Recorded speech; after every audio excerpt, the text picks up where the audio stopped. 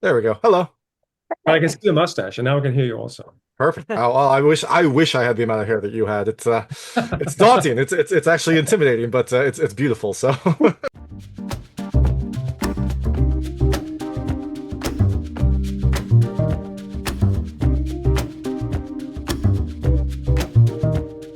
hey everyone, it's David Stark from Watcher Pass. I am talking to Lisa Belcher and Lukas Hassel about House of Abraham, which comes to select theaters on June 13th, 2025. I'm going to talk to them right now, and while you're watching, if you can like, subscribe to this channel, that would be fantastic. I'll spend a lot. Thank you. All right, so thanks so much for joining me today. I've got Lisa Belcher and Lukas Hassel talking about House of Abraham, which comes to select theaters on June 13th, 2025.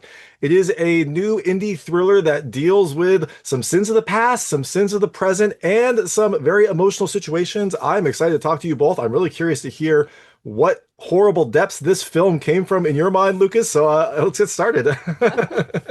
So yeah, Lukas, you wrote this movie. Like, what trauma caused this? What were you trying to unpack about the?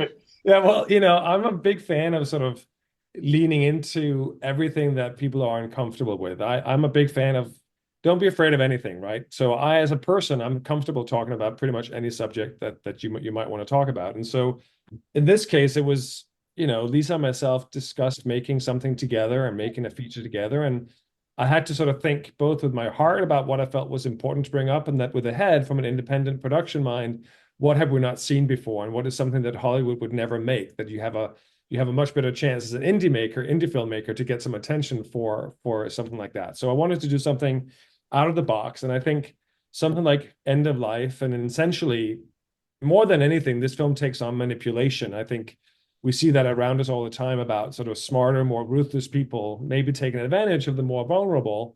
So the message of the movie really was to explore this notion of like, be careful who you trust when you're at your lowest or at your most vulnerable. And that we see that around us, just around the world today. So that was the why this, why now, and why I wanted to explore this notion of a master manipulator taking advantage of less fortunate.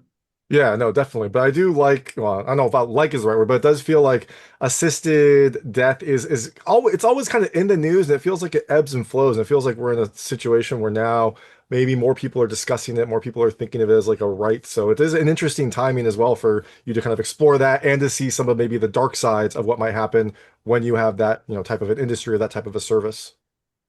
No, absolutely, and that was a big part of our plan to go into something like that. And I hope it will spur on some conversations that people maybe not have had before.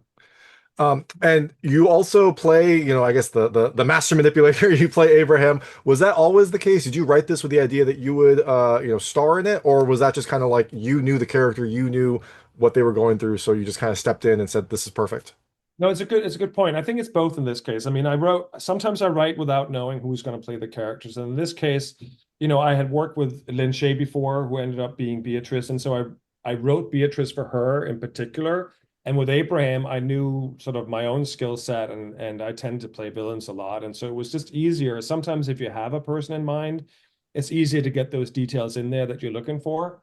So in answer to your question, I mean, it's one less actor to worry about in terms of the casting, because I knew I could find Abraham at any given point during the shoot. And as a feature, you shoot it often out of sequence, right? So I always knew where I was emotionally because I had created the character. So it was just easy for me to pop in. But so yeah. Yeah, no, interesting. Interesting that you said you play villains. I mean, with that hair, with that beard, you're either going to be like the hero or the villain. There's no in between. You don't just have like Joe on the street getting a coffee with that look. So, I mean, that's my career, right? I was never one that was going to blend in as the brother in a family. It's like either I was not in it or was going to be the lead character. That's just been sort of how it goes. And when I go to my supermarket, I used to get, "Hey, Jesus," all the time from people in the street. Now that I'm getting more white, my beard is, I get, "Hey, Poseidon," or so I'm moving on from Jesus to the older gray bearded Poseidon or whatever, but I'll take it. Yeah, no, I mean, all good role models. So, Lisa, Lucas said that you and him talked about this movie and kind of talked about making something. How did you get involved in this? Did you kind of like collaborate with the script, or did Lucas just kind of like come to you with the ideas and like, oh, I could take that on. Like, I can, start thinking about this and start planning it. Yeah, so we've worked together before, and so we're like, all right, let's and it went very well. And we were like, let's do something again. And so we kind of thought of the idea of a one room horror. And Lucas, when he came up with the idea for it, I was thrilled and yeah, a little bit like, what is crazy in your brain there? But no, I loved the script, and so he moved forward with the writing, and then the producer side of me, I went out and found the financing, and we got the project done. So yeah, it was a kind of a planned collaboration.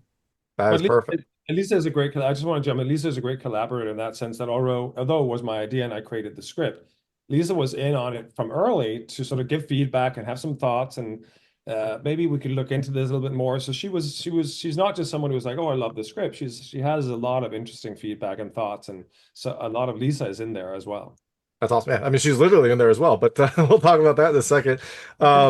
No, Lisa, you've done a ton of acting, and I saw you directed some shorts. This was your first feature, as far as I'm aware. What was it like, kind of stepping up? Is this something that you had always kind of like wanted to take on? Were there any challenges that happened when you're going from, a short to a feature director? Yeah, definitely. Well, yeah, I mean, once I directed my first short, I've been ready for the feature for a long time. But as all indie filmmakers know, there's a lot of challenges. The big one, getting the financing and having it all kind of come together. There's challenges along the way. But I think that's what the thrill of it is it's problem solving. And so and I've said this before. I think probably the biggest positive about this journey with House of Abraham was the people. We had an incredible crew behind the camera that's here in Austin, Texas, and the cast and all of that. And so yeah, I think it was like a short but longer, and which was nice because on a short you really you get in this groove and becomes this well-oiled machine, and then you wrap, and so it was really nice to kind of keep going and work with this team for a longer time. It was short for a feature, but yeah, it was we were moving along well, and I think it turned out okay.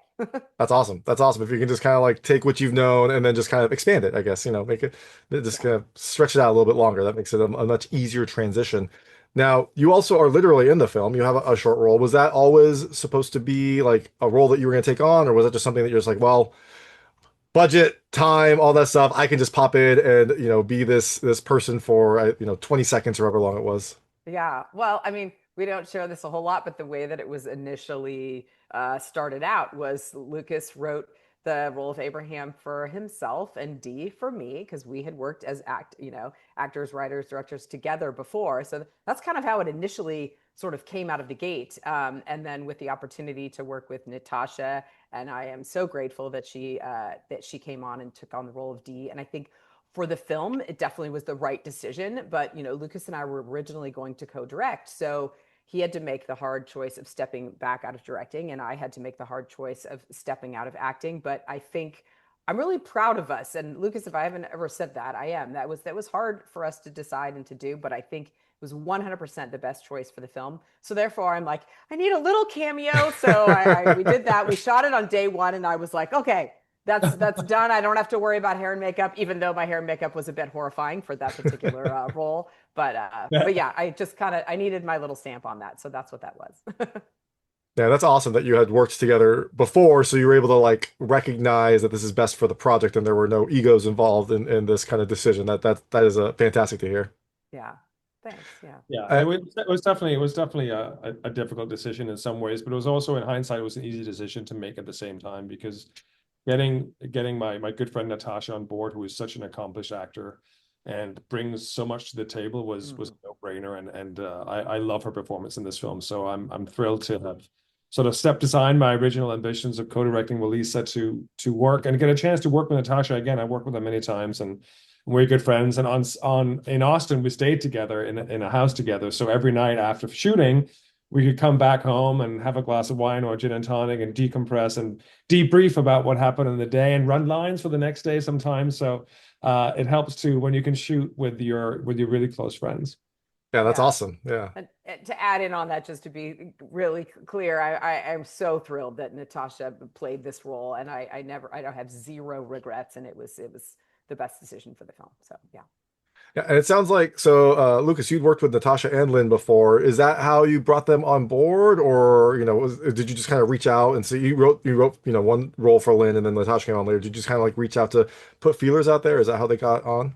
Yeah, pretty much. As I said earlier, I mean, I wrote Beatrice for Lynn Shaye in particular because I was in touch with Lynn or whatever, and I had always hoped in my mind that she would take on the role once she read the script, and that's exactly how it happened. She loved the script and said, "I'm on board." So she was probably the first one we had cast, and then when we got down the road and we were getting closer to filming and we were talking about the characters and who we might need to get on board, um, I knew that Natasha had like a brief gap in her very busy shooting schedule just because we are friends anyway, and she'd just come back from London. I was like, you know what? And I said to Lisa, I think I can probably at least ask Natasha. Natasha is great. I love her to death. She's also a no-nonsense person. Like she wasn't going to do it as a favor to me if she didn't like the script. That's just how she operates, and good for her. So I was like, listen, all I can do is ask her if she has time to read it and if she's around, and she may or may not do it. And so, whatever. And then I sent it to her I think on a Sunday. And Monday morning, I woke up to like a message from her on my cell phone where she was like, Lukas, I hate reading scripts and I could not put this down. Whatever, whatever, whatever. And she was so in. So it was like a real treat to be able to hear from a close friend of yours that you respect so much, that I respect so much, that she dug it and that she was interested in coming on board. So yeah, so I essentially brought those two on board from my past connections with them. That's perfect. Now I know we have a limited time. I know you have a busy schedule today, so I'm going to switch to I call it the lightning round. They're just lightweight questions about the film. Want to see how your personal experiences map to things in the movie. Feel free to skip any of them. I will not be offended, but I try to keep them very answerable. Okay. First question: have either of you ever been on a retreat? Yes. No. Okay. And Lucas, you came back from the retreat, so it was not deadly, or at least you not deadly for you, right? It was a writers retreat called Sinister Retreat where now I'm actually a mentor on that. So I mentor sort of newer screenwriters about their scripts in itself, and it's sort of 4 days up in Idlewild outside of Palm Springs up in the mountains, and yeah, so you can sort of see where things can go right and where things go wrong, and possibilities for horrendous moments. Yeah, that sounds perfect. This movie has a prominent bell. Have you ever rung a bell outside of, for this movie? Was there a time when you like rang a bell? I don't know when, like, I don't know where you would be in normal life, but Well, I'll be honest, I ring the bell all the time for fun oh, because it's beautiful. right here behind me. That's awesome. So, yes. Just start the day. Ding, ding, Yep. ding. Yeah. No, I've never rung a bell. That's a short answer to that. But I think there's something really ominous about a bell sound, whether it's on a ship or whether it's in a cloister or something. There's something ominous about bell sound. So I'm always fascinated by sound in horror, and so it was just something I really wanted to have recur in the movie. Yeah, exactly. For whom the bell tolls, basically. This movie has plenty of USB drives. Do either of you have a USB drive on you or near you? Yes, right. Absolutely. Do I have one in the back here? I do, right? Stuck into my computer behind here. Yeah. Beautiful. All right. I'm Ready. fascinated by, I'm fascinated by these memory sticks because it's a tiny little thing, but who knows what's on them, right? And sometimes we forget ourselves and what we put on there to clear up some space on our laptop. So I'm fascinated by this little memory stick of good or horrifying memories. Yeah, Hmm. exactly, exactly. And they're so big now. You can store a ton of information on them. I like sometimes take videos with me to edit like when I'm going places, so it's perfect. Exactly. Um, have either of you ever recorded a confessional? Well, I did in the movie. There you go. It's Same a here. Lisa. So there you go. Perfect. In the movie, Easy, yes. easy. No, Uh, but in real world, no. I would never confess my darkest deep secret on videotape. No, no. Stays in here. Yeah. I'm gonna try to get those USB sticks from you just to see if that's the case. Only Uh, OnlyFans. this film deals with, some family drama. Do either of you have siblings? Yep. Have an Yeah. older brother, older sister. Perfect. Two brothers. All right. And the last question. Feel free to skip this one. It could be a touchy subject. This movie also deals with assisted death, assisted suicide. If you were going to kill yourself, say that you had made that decision and you were at peace with it, how would you do it? Do you have any method that you would do, or would you kind of like maybe you've never been to that point, you don't even think about it? I can tell you it wouldn't be drowning. Yeah, that looked horrifying. That would be too hard. I'm not suicidal in person at all. I've never been close to that. I've been fortunate enough not to have any of those issues going on. I think probably one of the techniques that I used in the movie I would go to. It's fast. Yeah. There you go. Yep. I'll leave it up to mystery, but yes, Yeah. okay. Yeah. I'm I glad. agree. I certainly don't endorse anyone sort of. I don't want to encourage anyone to do it. I think the film is a good example of how it's more about manipulation and be careful who advises you a certain way than the act itself. So yeah, just keep that clearly. Truth. Yeah. All right. So the film is coming to select theaters on June 13th, 2025. You are both out promoting the film, getting the word out. But after people see House of Abraham, is there anything they can look forward to next from you? Are you working on anything coming up together or separate? We'll start with you, Lucas. So separate, yeah. So I'm pitching I have a short film called Into the Dark, a sci-fi short, and I've developed it into a feature. I'm working with a production team up in Seattle to make that happen, where that'll be my first feature directing thing coming up from that. And then I'm acting in a horror feature called Pitchfork Retreat, which is one of Tony Todd's last films. I had the pleasure of working with him on that before he passed. Danielle Harris, Dee Wallace, Adrienne Barbeau, a lot of really good horror people are in that film. So Pitchfork Retreat coming out probably the early parts of 2026. That sounds perfect. What about you, Lisa? Nice. I am in development on a romantic comedy, which is very different than what we've done here. So, if all goes well, we'll go into production early next year here in Austin. That's perfect. All right, we'll look for all of those films, some horror, some romantic comedy. You can pick your mood. But before that, check out House of Abraham coming to theaters on June 13th, 2025. This is Lisa Belcher and Lucas Hassel. Thank you so much for your time. Thank Thanks, you. David. Appreciate your time. Awesome. Thank you so much. It was a lot of fun. That was Lisa Belcher and Lucas Hassel talking about House of Abraham, which comes to theaters on June 13th, 2025.